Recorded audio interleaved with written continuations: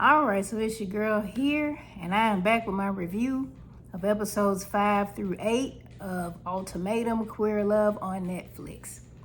Man, when I tell you, these episodes were more intense than the first 4. I mean, shoot, it triggered me a little bit. I had to kind of look at myself like, oh my God, what is really going on? But I'll get into that a little bit more. All right, so it started off with Xander and Yoli. They came back from their meeting, with the groups. They're still with their new partners. And so they were able to meet with the old partners, and Xander found out that Vanessa and Ray had sex. Well, I mean, Xander and Yoli been getting it in, so, I mean, no big deal, right? They didn't feel a way about it. Ray and Vanessa, they meet up. They talk about what happened with the meetup. And Vanessa basically lied about what happened. Oh, Lexi said this about you, and all, girl, you being messy. That girl ain't say none of that stuff. She playing the victim about how she was attacked. They need to bring her somewhere or something, because she doing too much. She is doing too much. All right, then you got Mildred and Ozzy. Lord have mercy. Like I said before, I don't know what triggered Mildred. Like, she was doing good, then she just got triggered, and now she just nagging about Ozzy. Ozzy said, I can't, girl, I can't. I didn't sign up for this stuff. Ozzy left. Mildred was saying that she felt abandoned. She had abandonment issues as a child, and that just triggered her. But both of them have anxiety. I mean, probably some other stuff, but I could definitely pinpoint the anxiety. And with anxiety comes a fight or flight response. Now, we know Ozzy gonna get the hell up on out of there. Ozzy like, I didn't sign up for this. I'm gone. Mildred want to fight. And apparently with her and Tiff, when she do all that breaking up and getting back together, that's her flight response as well. So you had that. You have Tiff and Sam. They actually communicate well. They basically showed a lot of growth. My opinion as of right now, the couples that tend to do well as far as any growth or learning something new would be Tiff and Sam. I was worried about them in the beginning, but they seem like they've learned a few things about themselves and about communicating, and so they seem to be doing well. Lexi and Mal. Lexi uses logic more than love. That's my opinion of Lexi. Mal, people pleasing, want to be liked. It seems that, because I thought Mal was pretty level headed, but I'm seeing a little bit, the layers are being peeled off of Mal. So Mal and Lexi meets up with Lexi's parents, and they explain everything that happened and how Ray was with Vanessa. They had sex and all this other stuff, and Lexi and Mal are basically telling the parents, we can get married. The parents like, what? Y'all been knowing each other for 3 weeks? And they basically saying, well, they check off my boxes. What did Mal say? Lexi, respecting my hair. Girl, what? Okay, so that's what makes you want to marry somebody, because they're a different culture, and they respect your hair texture. Child, I ain't never seen nothing like that before in my life. But hey, let the people do how they do. I know Lexi parents was like, oh, hell no. Please, Jesus, no. Okay? Because we're going to get into it. All right, so then we get to the part where everybody comes back together before they go back with their original partners. And so, like I said before, Tiff and Sam looked like they had a lot of growth. Tiff acknowledged in the beginning, coming into the relationship with Sam with like a chip on her shoulder, because she had to deal with Mildred. Mildred was doing all that nagging and carrying on and going on that, Tiff showed up with her fist balled. And she was soon able to see that, Sam ain't tripping. She's actually listening to me. Because with some of that, I can believe Tiff didn't feel heard by Mildred. So they had a good experience. It was rocky, but it ended up being good. Mildred and Ozzy, Mildred still tripping, child. She angry and delusional. I believe that. Mildred indicated that she had been abandoned, and she was projecting some of that on Ozzy. Ozzy was like, look, I'm not trying to fight. I'm just trying to chill. She was doing a lot. And you have Vanessa and Ray. Ray indicated that she felt validated with Vanessa and learned a lot about herself, and that their experience was not romantic. She might as well say she was in love with Vanessa, because that's all Lexi seemed to be hearing. Oh, you was with her and you didn't do this with me, and how could you? And da da da da. Girl, sit down, sit down, sit down, sit down. All right. So then you got Yoli and Xander. They basically said they had a good experience. They didn't say much because you already know what they had going on. And you have Lexi and Mal. You know, Mal was basically like, after Lexi found out Ray and Vanessa had sex, that was it. You know, that girl just shut down, and she was consumed and obsessed with that.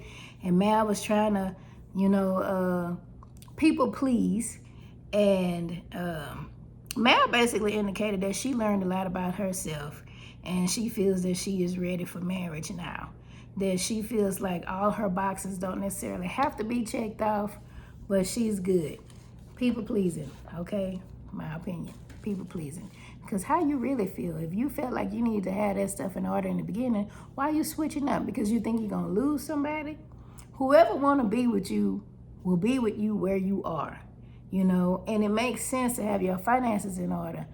I don't want my partner to inherit my debt. We trying to have kids and do all this other stuff.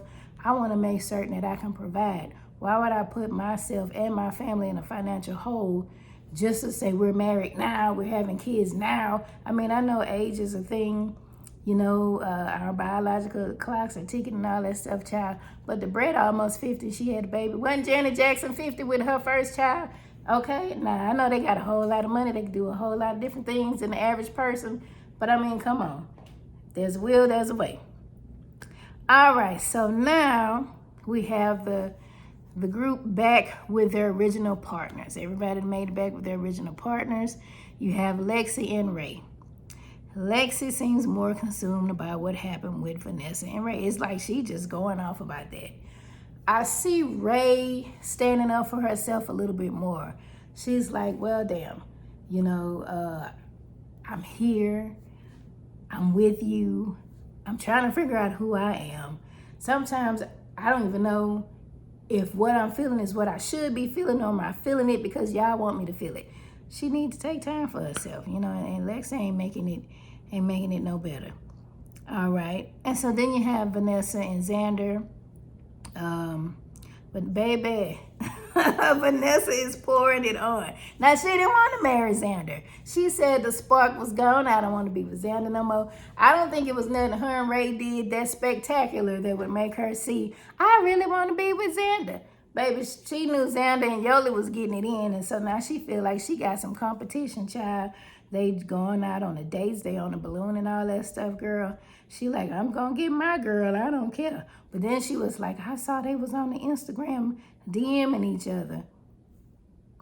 Well, you know, you didn't want Xander. That's my point right there. You did not want Xander, and somebody else interested in Xander, and now you doing that. How long is that gonna last?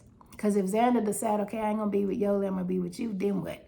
You've won. I win. Yay. Are y'all really gonna get married, or you gonna go back to that bull crap you was doing before? That part for me. All right. So then we have Mal and Yoli. Yeah, this hurt my feelings. Because it's like, Yoli, she conflicted. She's in love after 3 weeks. You know, sometimes people fall hard like that. I ain't tripping because that used to be me. That's not love a lot of times. That's lust. Okay? Anyway. She was like, can you be in love with 2 people at one time? And Mal just like, damn. Mal feeling rejected. Mal trying to get it together. She's like, okay, you might love this person right now, but we were together for 3 years. And all the love we had for 3 years, you mean tell me 3 weeks gonna trump that? And she like, yeah, girl, boo.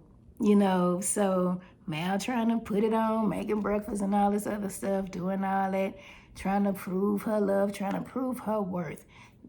That's what triggered me, child. That's been me. I've been a Mal in my time. This ain't about me. This about them. All right, so then we get to Ozzy and Sam.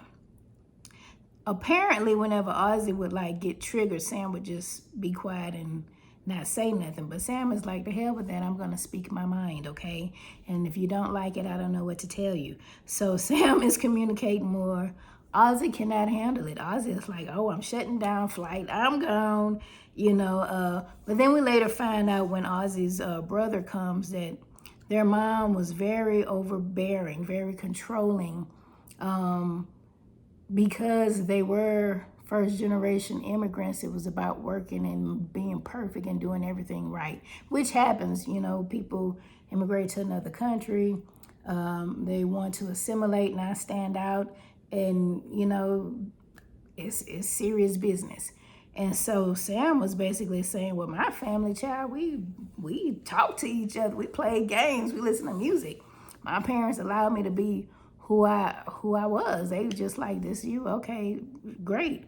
And so everybody didn't have that. One thing that people don't realize, people truly don't realize, your childhood, any trauma, any just the way your family, your environment was, it affects who you are and how you show up in relationships.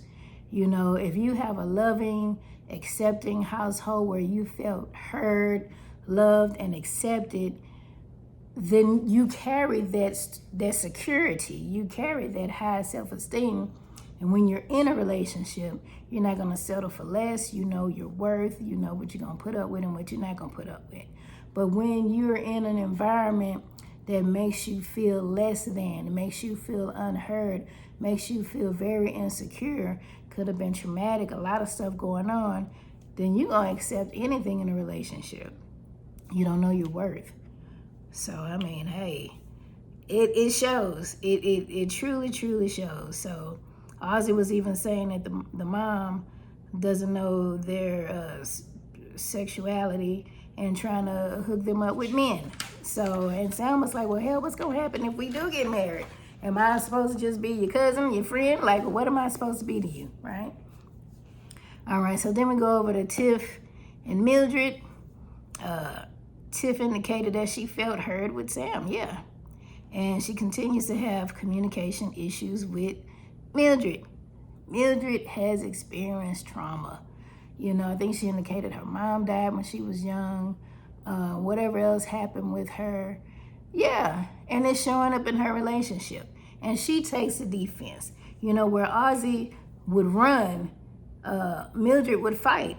And then she throws some narcissistic stuff out there where it's everybody else's fault and not hers. Because she basically told Tiff, you don't know what it's like to be a single mother, so you ain't gonna never have to deal with it, And Mildred is like, well, I know what it's like to be a child, in reference to Mildred's son is special needs and I guess a stress with being a single mother. And that could be why she's pushing to get married, because she married, and I really didn't understand. Did she have a child with the person she married, or she had a child before? Because they were saying that Mildred married her business partner. She really didn't love her. I think they got married out of convenience. Maybe they, a lot of time lust and love get in the way. Well, lust gets in the way of what you think is love, and people decide to just jump into situations. So, I don't know. All right, and so after the couples were together, they met up in the group because eventually they're going to come up with a decision of who they're going to be with. If they're going to go and get married with their original partner, or if they're going to get back together with the new partner. Child, it's just a hot mess. It is a hot mess. So when they all came back together, we see Yoli and Xander trying to make that beeline to spend as much time together as they can. Yoli was even like, I'm going to talk to Mildred. She told that to Mal so she could go over there by Xander. You know what I'm saying? So it seemed like Lexi was forbidding Ray from talking to Vanessa. She had her eyes, where's Vanessa? Because I want to make certain Ray ain't over there with her. So that was her all night. Mal saw that Yoli and Xander were trying to spend time, and even confronted Vanessa about, why you messaging me about them DMing each other? I don't need to know that, And so it was just a lot. Excuse me, it was a lot going on there. You could tell the people who wanted to really be together and the people who did not. I think the lines are drawn right there. But of course, we have, I think, one or two more episodes left. All right, so then we have Ozzy and Sam go out with a friend. And that's where Ozzy breaks down and basically tells about how they just don't feel heard. They love Sam. They think Sam is the one. But Ozzy has stuff going on with them that they really need to heal. So it's fitting that that last episode's title was Is Love Enough? Because you could love a person. I could love a person so much and care about them. How do they fit into my world? Do they really fit, or am I trying to make them fit? And for one, how do I feel about myself? Do I love myself enough to know that this person could very well be toxic? It doesn't mean that they're just a mean or bad person. They are toxic because of unhealed trauma, which has formed their character. You know, people who have personality disorders and different things, that stems from trauma, unresolved trauma. You know, so my advice, just as a person observing, as a person who has gone through trauma that showed up in relationships and all kind of stuff that's on my own personal healing journey, take time to heal. Take time for self. You know, relationships won't fix that. Now, as you heal, you can get into a relationship and y'all can heal together. But don't look for the relationship to heal you. You have to do that first. Get you a good therapist, do some shadow work, read some books. Take time to be alone. Because in my opinion, none of these people need to be dating, and they damn sure don't need to be married. All right, well, that's my time. Like I said, I'm a therapist. This is not therapy. This is for entertainment purposes only. So this your girl, Arnika Lavlas, a.k.a. Linky Love.